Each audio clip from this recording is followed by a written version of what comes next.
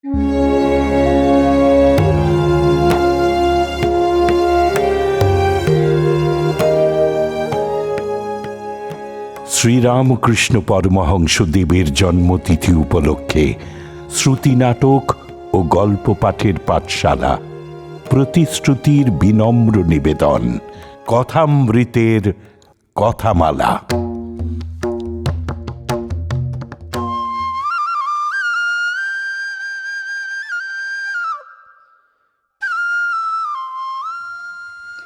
শ্রী শ্রী রামকৃষ্ণ পরমহংসদেব তার ভক্তদের শিক্ষা দিতেন সহজ সরল ছোট গল্পের মাধ্যমে।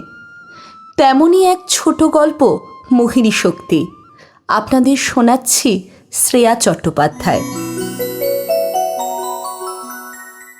একজন উমেদার বড়বাবুর কাছে আনাগোনা করে হয়রান হয়েছে।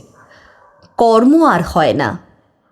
আপিসের বড়বাবু, তিনি বলেন, এখন খালি নাই, মাঝে মাঝে এসে দেখা করো।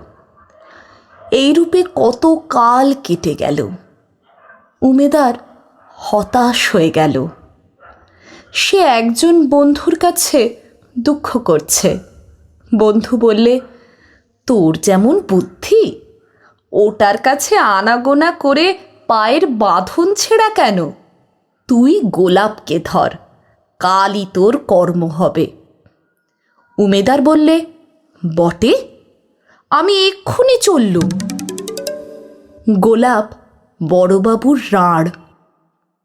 উমেদার দেখা করে বললে, মা, তুমি এটি না করলে হবে না।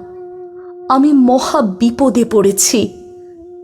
ব্রাহ্মণের ছেলে, আর কোথায় যাই?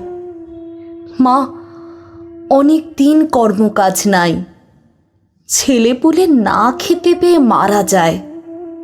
তুমি একটি কথা বলে দিলেই আমার একটি কাজ হয়। গোলাপ ব্রাহ্মণের ছেলেকে বললে, বাছা, কাকে বললে হয়? আর ভাবতে লাগলো, আহা, ব্রাহ্মণের ছেলে বড় কষ্ট পাচ্ছে।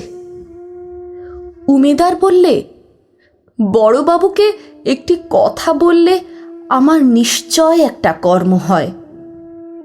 গোলাপ বললে, আমি আজই বড়বাবুকে বলে ঠিক করে রাখব।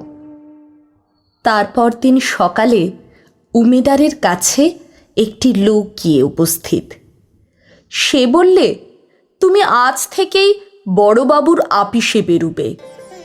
বড়বাবু সাহেবকে বললে, এ ব্যক্তি বড় উপযুক্ত লোক, একে নিযুক্ত করা হয়েছে। এর দ্বারা আপিসের বিশেষ উপকার হবে। ঠাকুর বলতেন, মনুষ্য জীবনের উদ্দেশ্যই হচ্ছে ঈশ্বর লাভ, আর প্রকৃত গুরু ধরতে পারলে সহজেই সেই ঈশ্বর লাভ হয়।